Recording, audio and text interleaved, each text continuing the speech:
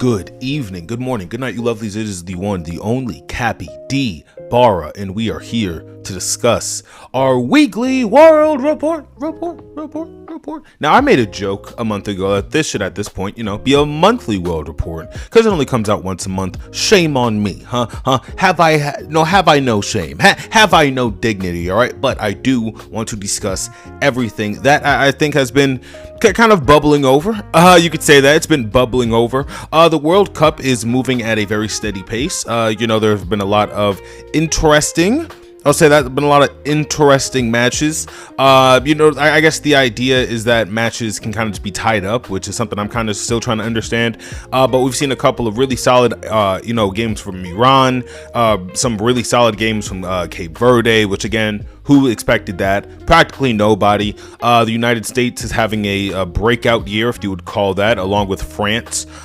World Cup appearances. There's a lot. This is like it's like a historic FIFA, right? Because with everything happening in the world that's happening right now, for this even to be going on is crazy, right? Like the FIFA players being checked every other way to Sunday, right? Depending on what country they're from. A lot of just not great shit. But some of these matches have had really shocking, like, upset victories, kind of like Cinderella story finishes. And even like with the Congo, right? Like it's shocking. It's shocking. Like the Congo being able to play, like that's, oh man. I didn't expect it to, kind of like overtake the world with how it did, but that's practically what's going on. People are wearing fucking fake jerseys, fucking making their own jerseys. Listen, feeling, all right, of being a sports fanatic is alive and well, all right, and I hope all of you can do me the pleasure of indulging in that sports fanatic, fandom as the NBA trade season, all right, rages on. Now, I'll be honest, right? I have a lot of things to discuss, a lot of things to talk about. Not only from Mitchell Robinson leaving a championship team to go to another championship team. Look at how that works. We could speak about LaMelo and Ant, and trust me, we will. But I think the biggest thing to discuss right now is Jaylen Brown and his departure from the Boston Celtics. This has maybe been the craziest thing to happen in this trade cycle. He was traded for some picks and Paul George. The Boston front office are terrorists. There's no other real way to go about it. I couldn't imagine looking at somebody of the caliber of Jason Tatum, right? Putting him next to somebody like Jaylen Brown and going, you know what? No, you don't need Jaylen Brown. You need Paul George. It's shocking. It's shocking. And again, you have to try to understand, what is the end goal here? Are we rebuilding? Are we rebuilding this team? The question that I then have is, why are we rebuilding a championship team that was just short of a center that you already got with Mitchell Robinson? It's just, I don't know if they're being greedy. A lot of people are saying that all of these things happening are, a reflection, are kind of, the aftermath of that Knicks championship. But I do want to add, right, I think that Jaylen Brown was already in trade negotiations 2 years ago, right? I mean, Ant has been looking for that second caliber player ever since Cat left. So there's just been pieces of this trade trade season that have been looming for a very, very long time. I guess I breezed over it, right? But I mean, even Ant. Jaylen Brown with Ant doesn't just seem more I don't know who the fuck we would trade, right, for somebody on Minnesota, but I don't know. I don't know, man. I don't know. I mean, Ant for Jaylen Brown is fucking insane, but I don't know, man. I can't wrap my head around this shit. Jaylen Brown was easily the soul. He was easily the soul of that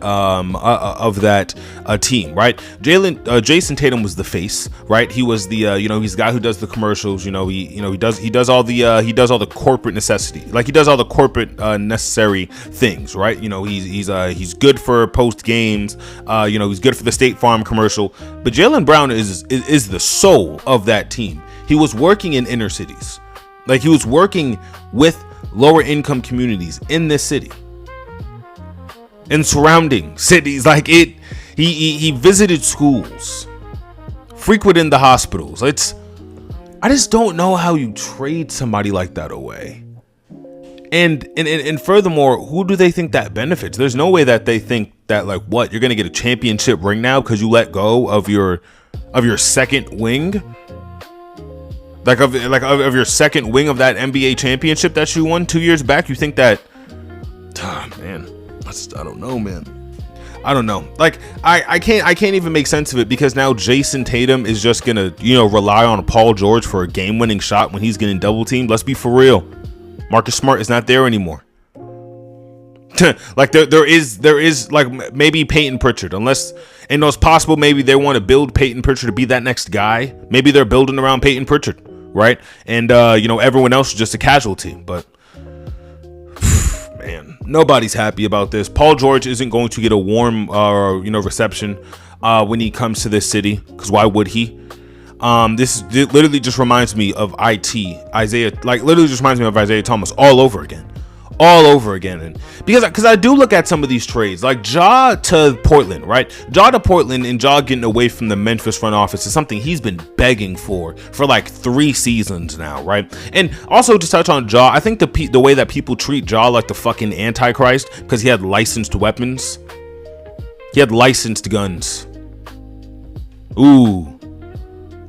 Scott Hall, scary fingers. Ooh, like I'm not. I don't know. I think the way people treat Ja is like a overinflated way of how they want to treat Kyrie. Like they want to treat Kyrie as like this demonic, agitated, provocative force that is always, pushing people's buttons. But Kyrie doesn't do anything but speak out for oppressed people, and they crucify that brother. They crucify him, right? Ja Morant chose licensed weapons that he owns. And for some reason, he's deemed as, the second coming of, Bullseye or some shit. I don't know. Because Ja and the Celtics wouldn't have been terrible, but now that I think about it, that could have just been a 3-team trade. Somehow, some way, Paul George goes to, my apologies. Paul George goes to Memphis. Right? Jalen, if he really wanted to go to, Philadelphia that bad, then he goes to Philly, right? And maybe we just get some picks, so we pick somebody up in the offseason. Like, nigga, we do not need Paul George. This city does not need Paul George. I'm sorry. Like, he is a good first round competitor. For the first round, he is very reliable. And that's it. I don't know if JT's gonna inject this nigga with some fucking some winter soldier stem cell surgery. I don't know what the plan is from Brad Stevens, but I know he has a history of making horrible choices, and this is one of them. Enough about that. Enough about the Celtics and their just horrible, just awful choice making. Because again, if you already have somebody in your front court like Mitchell Robinson, who is an NBA champion, why do you need any other pieces of this to be altered when everyone else around the NBA champion and Mitchell Robinson is what the fuck ever? I gotta get off of it. LeBron James, LeBron, Big Bronny. Shout out to Bronny, man. LeBron told the Lakers, like 3 days, maybe like 2 days. The rumors were going out, nobody believed it. 2 days before this, release of, this horrible news from the Boston Celtics, LeBron said that he didn't want to work with the Lakers anymore. I think it's pretty funny that the Boston Celtics have again outshined the Lakers. That's funny. Listen, nobody can stop talking about this Jaylen Brown shit. LeBron's going to hit the net, with this. I've made my decision choice eventually, but as of now, the Celtics are the talk of the town because of their dog shit decision making. We gotta get off of it. LeBron said that he wants to play somewhere else. This was not his retirement year. Understandably, he never really announced it. It's kind of like the Dirk thing. You kind of have to say you're going to retire, so we could all stand up, for the last 2 minutes of the game and applaud you endlessly, right? LeBron said this, and everyone's first thought was, okay, what about Bronny? I'll be honest, I don't think Bronny's going anywhere. But it's possible that this could be a good thing for Bronny. I did say a while ago that, Bronny James would probably be better developed, and I'm not saying this is to like put down LeBron, but you do have that expectation you do want to reach when you are with your parental figure. And I think it's obvious that, you know, him not, you know, jumping straight out the gym, even though he obviously has the capability to do it, you know. And mind you, NBA court's just a little different. What I'm trying to get to is, I think that you know, that fatherly presence that LeBron maybe wasn't, you know, being so father as he was, you know, a floor general, right? And maybe that kind of anticipation, it can create this kind of fog, you know, where you are not exactly the best player on the floor. They do have people like Austin Reeves, right? Like, they do have really sound players like Luka Doncic. Like, they don't need Bronny, which again makes me think, what the fuck are they gonna do with Bronny? Like, if he should be put around a young core. I think the best thing for Bronny he can do right now is going to Minnesota. I'm stamping that. I'm stamping this right now. It sounds fucking insane. I understand that. The best thing for Bronny is to be around other niggas in this league in his age range, to see what this shit is at, to see the, you know, the full perspective of this, right? And I don't think, like, you know, Bronny's gonna like crash out and start buying chains, like, but even if he does, that is him evolving as a player. Simple as that. That's him maturing into a grown man, and again, somebody with the access, you know, that the NBA allows with its finances, right? Like, with its marketing ability. Bronny has the potential to be something insane in this industry. So, like, honestly, something insane in the history of the sport, right? Like, the second coming of one of the best players. But again, listen to the weight. Listen to the weight of, you know, that expectation. It is a very broad, you know, it's a very broad stature. Like, what does that look like? Does that look like multiple playoff appearances from Bronny? Again, is this with the Lakers? Are we now moving to a Batman and Robin situation with Bronny and Luka? I doubt it, right? Okay, and I guess I'm saying all this to say, the idea of Braun going to, you know, the Heat with Giannis, right? Because Giannis eventually, you know, he did decide that his future would be better suited outside of Milwaukee. And, you know, if they are trying to build some massive super team, again, to rival somebody like the Knicks, who don't look like they're going to be stopping anytime soon, maybe, just possibly, you know, Bronny stays in, you know, LA, Miami, you know, gets Braun. That's not impossible. I mean, like, Braun can go to a smaller market and make it a fucking a franchise, a dynasty. He has that ability. I mean, think about the potential that he has if he goes with somebody like you know, Pablo Hechero, somebody who is just a naturally gifted wing, who can you know, he can run the stretch, right? He's not terrible when it comes to defense, but a lot of things that people say about Pablo is that he exactly doesn't have that hustle, you know, that hunger factor. Like, he's amazing on the floor when he needs to be, but going up against somebody like Donovan Mitchell, going up against somebody like a Jaylen Brown, right? Perfect example. He isn't there yet exactly. Maybe LeBron can elevate that with Pablo. And again, listen to that. LeBron in Orlando, like, there's a lot of just crazy shit that could happen. And all of it can just happen, chat. Like I don't think there is, you know, a chance to revert the clock. Braun has decided what he wants, and he doesn't want LA. And if that means that Bronny and him get put off somewhere, then I hope Bronny knows how to play the bench, because he will not get any playing time wherever his dad is, unfortunately. Now, if we can, let's also try to think of this logically. Is it possible that he, you know, finishes the story, if you would, you know, a little allusion to Mr. Libations, and he attempts to go back to the Cavs? You niggas want to see James Harden and LeBron James in his final career, like, you know, amount of hoops from the court? Like, you want to see LeBron in like his final years, his final game, with like an injured James Harden stand-in? Like, is that what you niggas want? I don't trust James Harden to make it the regular season, right? That's just me and my expectations. My expectations with James Harden are the exact same expectations I have for not only Joel Embiid and Ben Simmons.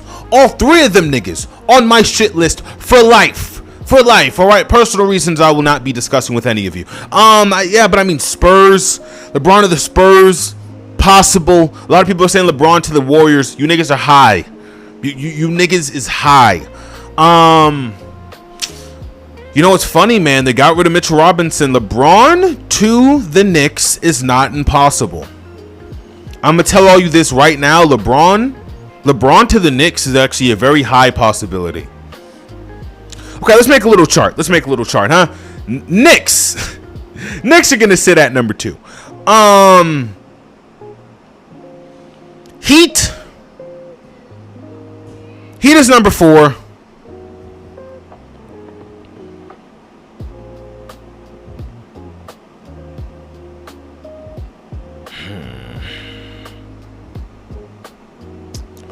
Would Braun go to Minnesota with Ant and Melo? Nah. So Braun needs intellectually stimulating players, right? He needs somebody who can do either the math with him in his head or somebody who can finish the equation for him, right? Does Braun go back to Dallas with Kyrie? Braun, AD, Kyrie. Oh no, AD's on the Wizards. Fuck. I don't know, man. I have no idea. This is tricky. This is tricky. I think Braun reuniting with Kyrie isn't impossible. And cap it off, man. Bronny, you just gotta lock in, my nigga. I ain't gonna lie. You just gotta lock in. You know, and it is what it is. It is what it is. Whether he becomes, the third scoring option for whether he becomes the third scoring option for the Lakers, whether they ship him over to Cleveland to give him his own LeBron story, whether they put him with Minnesota, right? Whether they put him with the Spurs, they ship that nigga over there to the Nets. As long as Bronny is around somebody in his age range that he can kind of sharpen his iron with, I think Bronny's gonna be just fine. I don't know where Braun goes. Again, that Jaylen Brown to the Sixers shit. You know what's possible? I would have suggested Braun to the Sixers before this Jaylen Brown shade. Now I don't know. I think a Braun and Embiid collaboration would be a lot more detrimental than niggas would like to acknowledge. Because I do think, again, same thing with Bronny. Embiid just needs somebody to sharpen his iron with. And I don't know, man. He hasn't had it. He hasn't had it in a while. So, but Braun wouldn't have been terrible. For this exact same reason, I think that Jaylen Brown and the Philadelphia 76ers are going to at least be, and at least arms reach with Eastern Conference Finals. Maybe a round 2 elimination, because again, Embiid is Embiid. We can't excuse that shit. But Jaylen Brown's great, and he will make his team better. I don't know what team right now LeBron will be looking to make better.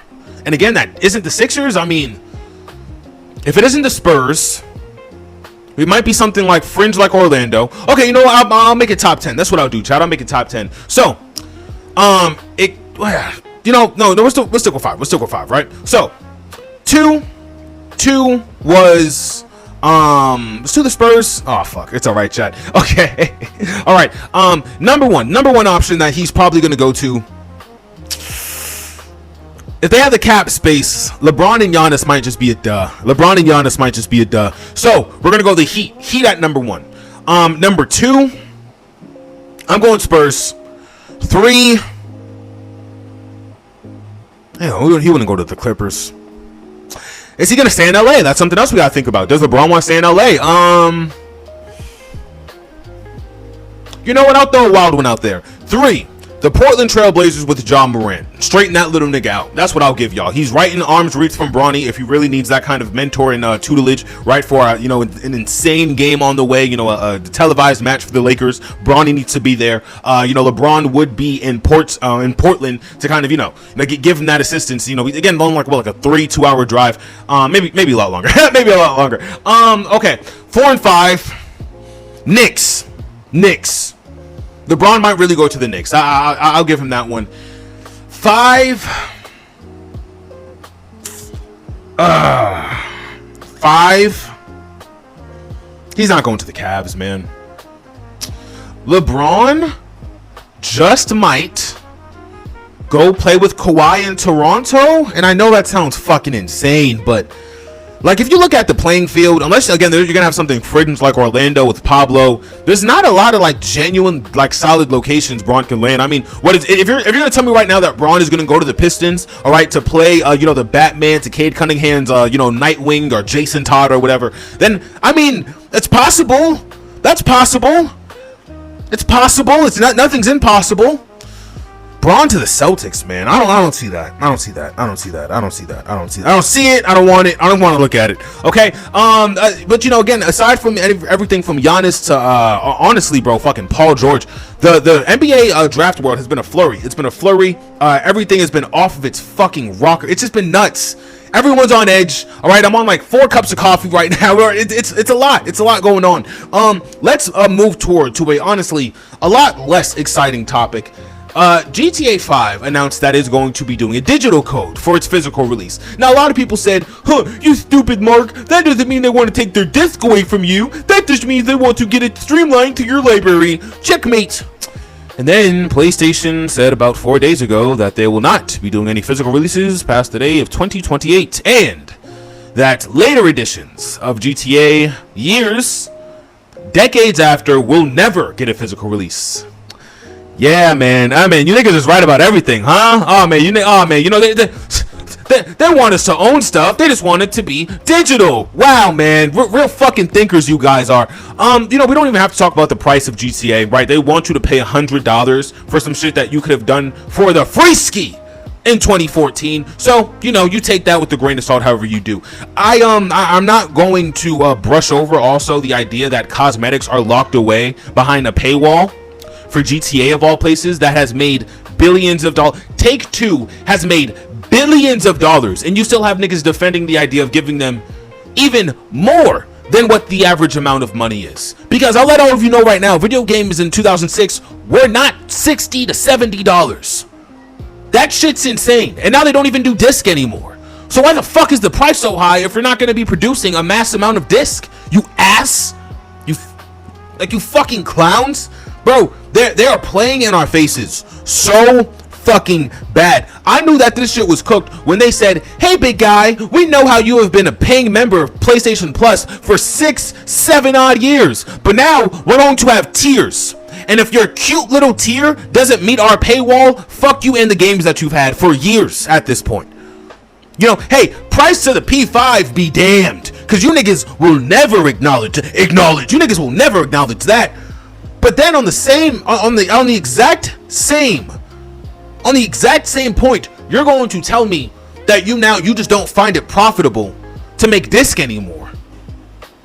So it's almost like you want to price people out and restrict ownership, and then for some reason we should be giving you more money. The price is already where they are, but you want more of it. I think the best thing all of you can do is to pirate this fucking game. Pirate it. One Piece, Luffy, shout out my niggas, the Straw Hats, we up, we for life. You do not have to engage with this corporatized fucking, with this corporatized restriction of every single facet of your life. Every single facet of your life. You know what this is like? This is like if at every single sidewalk there was a 50-cent meter.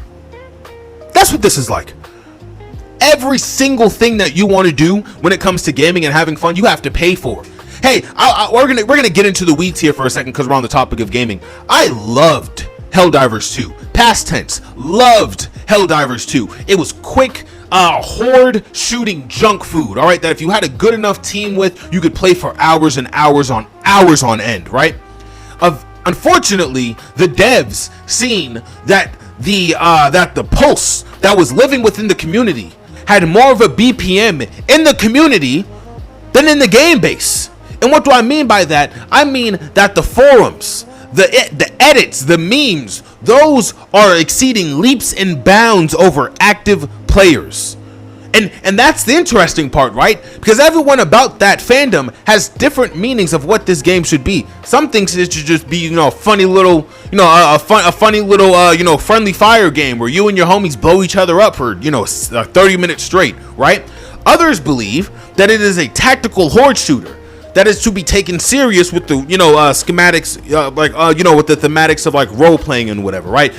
Different class levels and, guns and, loadouts, etc., right? And others, right, just think it's just slop. Genuine, just first person, third person shooter slop, right? So they don't even take the game halfway serious. They might as well be playing fucking Fortnite on this goddamn game. Everything I'm saying leads to a disconnected, a unionized fan base that, when in times of desperate need, will not save the game. It will not save the live service. It will not save, constant and upon constant revisits on the stream on the Steam network. People are getting tired of the fan bases not living up to their end of the bargain of being fans second, base first. You have to at least somewhat treat the community with a pinch of giving a fuck, right? Because now when you have people who are claiming, to be GTA fans, who are just going, bro, just give Rockstar more money. Why don't you want to give Rockstar more money? Why don't you want to give Rockstar more money? They look like fucking jabrones. All right, now I don't even want to engage with the game. Now I want to fucking sit here, build a goddamn PC from the ground up with a hot plate, all right, and microwave scraps, if it means I don't have to engage with this fucking corporate nonsense, with this, this consumerism poison that has infested so much of the gaming community, so much of the reason as to why you can't even really enjoy some of these games. Because if you ain't got a PC or a cool rack to throw at a PC, guess what, my nigga, you ain't really gaming. Now you ain't really gaming for real, because you ain't on PC.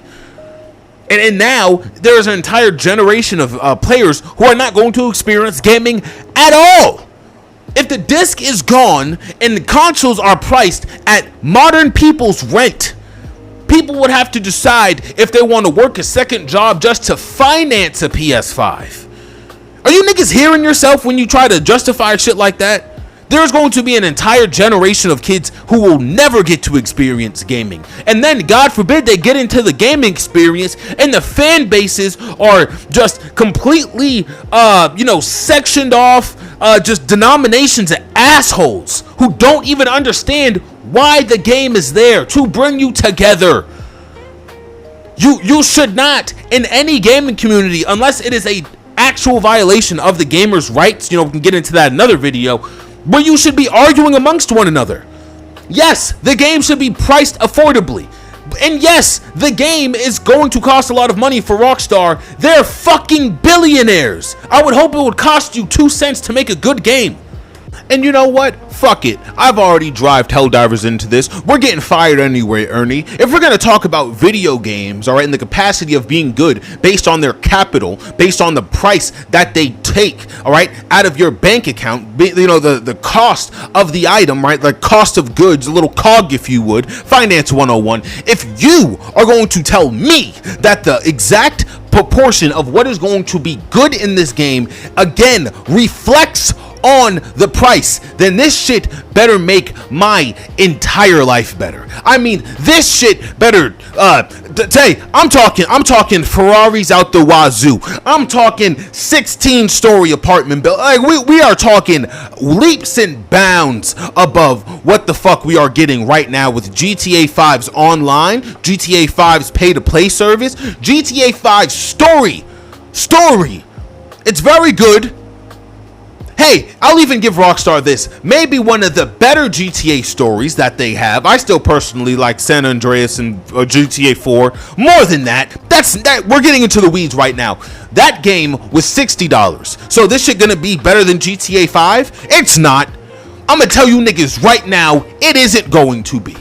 Because if it is not 80 straight hours of consistent, tight gameplay that mirrors what we got in GTA 5, then I don't want to hear it.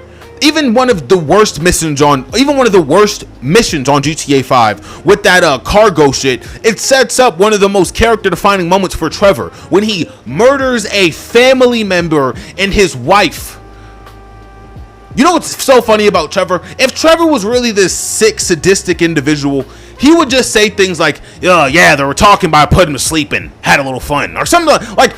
No, we see him take their lives.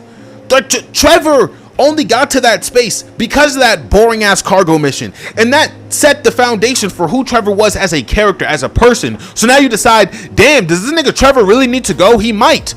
There's a percentage of people who play GTA 5 who chose to take out Trevor multiple times, and because of little character defining moments like that, we got that. So again, I'm saying if GTA 6's best missions can't amount to GTA 5's most hated missions, then that fucking price, meaning that the game is better, was a dog shit argument from get-go. All right, from get-go. If I'm looking at the gaming field, right, like what is out there right now, we do have titans like Nintendo who are still doing, I don't want to say Zelda slop, but Zelda's gonna be Zelda until it isn't, right? They're working on Mario shit. If I'm looking at, FromSoft, they're doing things like a Sekiro, right? They're doing things like an Elden Ring DLCs. These are heavily critically praised. These are heavily critically acclaimed games, all right, that throughout the testament of time have withstanded not only fan feedback but critical feedback, and they have received of rewards but of social status from both of the from both, not only the industry but again the communities that play these games. Are we gonna sit here and say that something like 2K can amount to that? Fuck no. The wrestling games have been stale for a very long time, along with the basketball games. That exact same issue stretches to Madden. Pay to play. 2K, pay to play. Helldivers, a small portion, pay to play. And now we're extending this to GTA 5. 6, my apologies. Got a little lost in the sauce there. If I really think about the playing field here, what is Bethesda doing? Bethesda, billionaires. What exactly are they doing?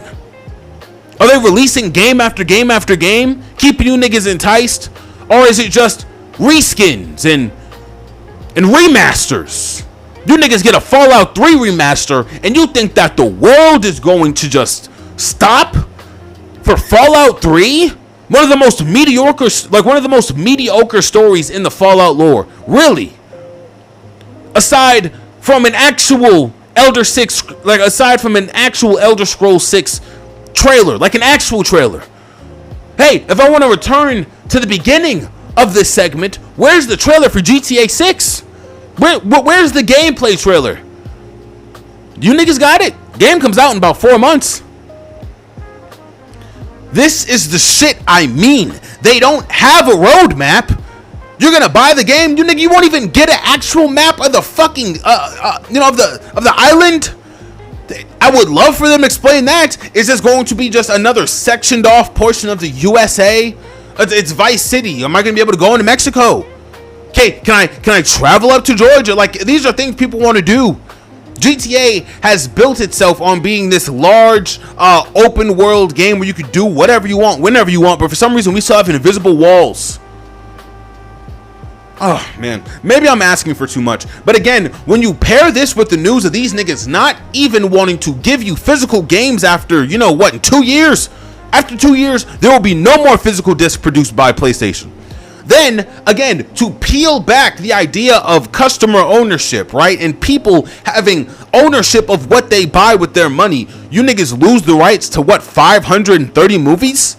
Now, all those movies, poof, vanish, out of here, gone. Just like John Morant in the Grizzlies locker room. Just dust in the wind. I can't make sense of any of this shit, chat, because none of this shit makes any sense. The world is in disarray.